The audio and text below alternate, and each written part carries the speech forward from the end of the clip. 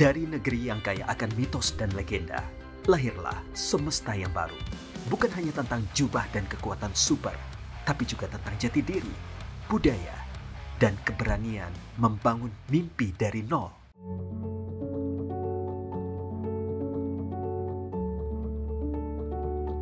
Dari sebuah studio kecil, satu demi satu karakter lahir. Dari meja gambar ke halaman komik, hingga ke layar bioskop. Bumi Langit bukan lahir dari modal besar, tapi dari mimpi sederhana. Pahlawan lokal dengan cara yang tak kalah keren dari pahlawan luar. Halo, nama saya Wimber Rinawan. Saya GM dari Bumi Langit Studio. Di Bumi Langit ini kita menaungi IP brand karakter dari karakter-karakter berdasarkan komik legendaris Indonesia. Saat ini kami punya hampir 1.200 karakter, dan dari sini kita akan terus mencoba membuat karya-karya yang terbaik. Bisa dikatakan Bumi Langit dibentuk karena memang ada concern gitu ya dari manajemen, dari owner terkait para komikus-komikus yang legendaris di tahun 50, 60, 70. Kami ingin memajukan agar karya-karya dari para komikus ini yang di kemudian hari bisa menjadi sebuah produk kebanggaan sendiri gitu.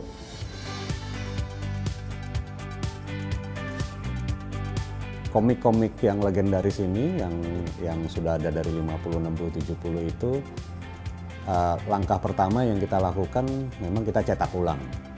Terus kita jual ke para pembaca komik gitu ya. Lalu kemudian berdasarkan komik-komik yang sudah lawas ini, kami gambar ulang dengan drawing style yang gaya sekarang. Ya, drawing gaya sekarang itu mungkin yang bisa dikatakan lebih ke American style lah. Kayak gambarnya DC atau gambarnya Marvel kayak gitu. Lalu dari situ kita gambar ulang, lalu kita cetak, kita terbitkan gitu. Ada yang berupa digital komik, ada yang berupa print. Karena kalau kita diam saja melihat ketidakadilan di depan mata kita, itu tandanya kita bukan manusia lagi. Pada 2019, Jagat Sinematik Bumi Langit bekerja sama dengan sutradara Joko Anwar merilis film Gundala yang berhasil menarik perhatian 1,7 juta penonton. Kesuksesan ini mendorong Bumi Langit kembali merilis film layar lebar, yaitu pahlawan super perempuan pertama dari Indonesia, Sri Asih pada 2022, dan Virgo and the Sparkly pada 2023 yang menyasar penonton anak muda.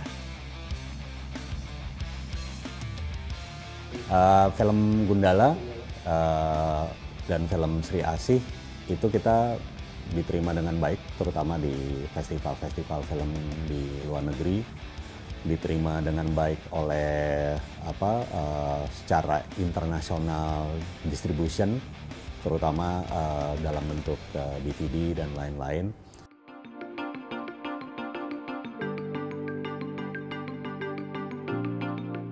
Bumi Langit semua ceritanya ya selalu ada 3 unsur.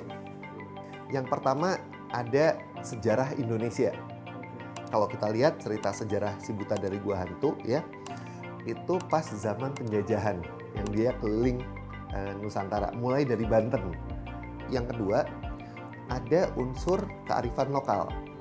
Ada yang settingnya nanti kita dengan cepat bisa, oh ini settingnya di Bandung, oh ini settingnya di Jakarta gitu ya.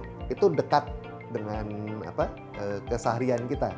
Kemudian yang ketiga ada peristiwa-peristiwa yang aktual yang saat itu terjadi di zamannya yang sedang in gitu ya, itu juga dimasukkan ke dalam komiknya. Ketelitian pada proses remastering komik-komik berusia puluhan tahun menjadi bentuk digital menjadi pembeda Bumi Langit dengan perusahaan serupa. Kalau kita lihat komik-komik lama itu bagian hitamnya udah banyak putih-putihnya, bagian putihnya udah banyak hitam-hitamnya, jilid ring yang di pinggir-pinggirnya sudah banyak berkarat. Mas Erwin ini membersihkan semuanya, ya, bahkan termasuk menulis ulang tulisan-tulisan tangan para komikus senior klasik yang sudah tidak terbaca lagi gitu ya, ditusir ulang itu sampai akhirnya bisa jadi komik yang kita nikmati dalam bentuk bersih seperti sekarang edisi remaster yang seperti ini.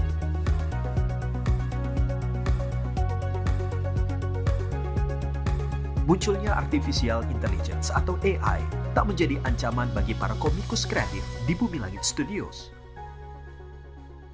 Bumi Langit akan terus berkembang karena kami punya karyawan-karyawan terbaik, dan yang paling penting adalah bahwa jiwa dari karya-karya Bumi Langit ini tidak akan tergantikan oleh AI.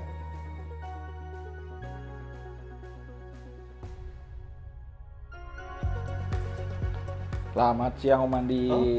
Selamat siang. Wah, Pak Temi, apa kabar nih? Baik-baik. Wah, ini lagi di apa karunnya Bumi Langit kayaknya nih. Ya, ini library-nya Bumi Langit. Banyak sekali karakter-karakter yang kami kelola ya. Jadi untuk itu ya kita mesti tahu apa sih asal usulnya, misalnya si Buta, asal usulnya Gundala. Nah, itu dari mana ya? Dari komiknya. Ini di tangan saya ada edisi remaster dari komik karya Pak Ganes TH, yaitu Si Buta dari Gua Hantu dengan serial dengan episode di Manusia Serigala di Gunung Tambora. Kenapa ini spesial? Karena pertama kali terbit tahun 69 dan sekarang dibuat edisi Lux-nya, edisi modern untuk bisa dinikmati oleh generasi sekarang. Ada berapa banyak komikus nih digabung dalam Bumi Langit? Lebih dari 15 komikus yang legend ya, seperti Si Buta dari Gua Hantu, Pak Kosasi. Pak Kosasi kan bapak komik Indonesia. Kemudian ada Pak Hasmi dengan Gundalanya yang sudah tayang tahun 2019 itu untuk filmnya. Ada Godam, Aquanus, Maza, kemudian ada Reo Manusia Serigala. Biasanya insan-insan kreatif itu mereka pintar berkarya, pintar memproduksi, tapi kurang pandai dalam menjual maupun mempromosikan produk mereka. Nah, teman-teman Bumi Langit inilah yang menjadi yang membantu mereka untuk bisa memasarkan produk, mempromosikan, dan juga membangun kembali kegairahan terhadap komik-komik lokal sebetulnya sih. Mereka butuh space untuk melakukan promosi, dan kami di Smesco siap membantu teman-teman Bumi Langit. Mau bikin gelar misalnya pameran komik, kami siap support, nggak ada masalah itu. Karena itu salah satu upaya kami mendorong UMKM di sektor kreatif. Bumi Langit menjadi oase di tengah gempuran produk budaya populer asing yang masuk ke Indonesia. Kita tetap memberikan pasar pilihan yang luas kepada masyarakat. Ini produk karya-karya dari komikus luar negeri. Kita juga memberikan komparasi, kita memberikan pilihan dengan komikus dalam negeri. Ujungnya nanti adalah pasar yang akan menilai. Kalau memang karya kita berkualitas, pasti akan ada peminatnya, akan ada penggemarnya sendiri.